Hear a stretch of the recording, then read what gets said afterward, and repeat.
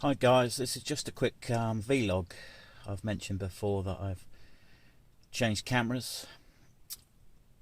Some of you may be aware that I originally bought the SJ4000, 60 odd pounds. Great for what it was, but it caused me a few problems. And being in a van, I needed an easier method of making and putting together videos. So I decided to send it back to Amazon and invest in a GoPro Hero 4 Silver Edition. Silver Edition has a touchscreen on the back and can shoot 4K, but only in I think 12 or 15 frames per second. Nevertheless, I only shoot in 720, which is a good compromise for uploading to YouTube. And there's just a very cheap selfie stick pole that I use. Now, the advantages basically that I see is that I don't need to sync the audio, and before I was recording audio on a little PCM recorder and having to sync the audio to the video afterwards, which was a real pain, and often I was getting it wrong. If there's any syncing issues now, they're literally to do with the mic. I don't have to convert the file type. The GoPro Hero 4 uses .mp4 container for its codec, whereas the SJ4000 was using .mov format. And when I say I don't have to convert, I produce all my videos on my phone. I use an app called Kinemaster, which is excellent. I've used Final Cut Pro loads on my Mac, and I just find it too slow, and it generates huge files, huge storage files, and it takes hours. Whereas, no idea how Kinemaster do it, but they've got a really good app, and I've seen others using it, and I actually paid the £24 or thereabouts for the year subscription.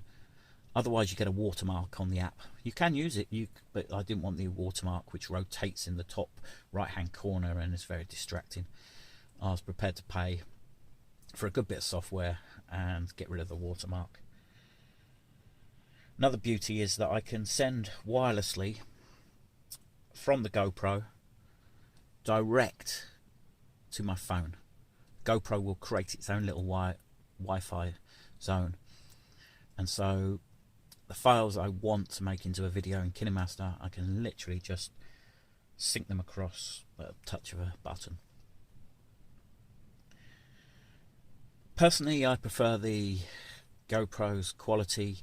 The SJ4000 had really serious problems with blue, and a sky would go from white to blue in very few pixels on the screen. It would be almost like banded. And I'm not saying the GoPro is absolutely perfect, but it's miles ahead. There is a GoPro app. That's what you use on the phone to link to the camera. But you can change all the settings, and you can activate the GoPro from your phone. So your phone is like a remote monitor. And I use the Sony Xperia Z1. I think they're on the Z3 now. It's a year and a half old. I bought it second hand. I never buy a brand new phone. And it's really good. For photographs, obviously it's a very wide angle of view. You do get the options of changing the angle of views, which is a bonus. But it's 12 megapixels as opposed to 3 megapixels. Now, whatever the SJ4000 claimed, all it was doing was doubling up pixels to make 5 or whatever it claimed it was doing. So there are lots of other things that I've yet to use on the GoPro, various different modes and stuff. Self-timers, time-lapses, higher frames per second for slow-mos and stuff. I've yet to use them, but at some point I will, and I'll obviously mention them in future videos. Now, being a tour of the coast of the UK, I'm shooting a lot of video in windy areas, and as we all know, wind noise is a real pain, and in a couple of my recent videos there is some minor wind noise. What I do is I've bought this Edutige Uni-directional mic, and I put this on an underlayer of clothing, clip it with it's got a decent metal clip as opposed to the cheaper plastic ones on some of the other mics.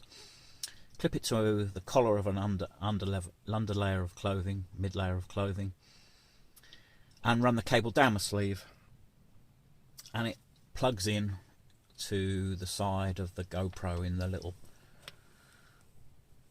USB port in the side. It's this type of clip.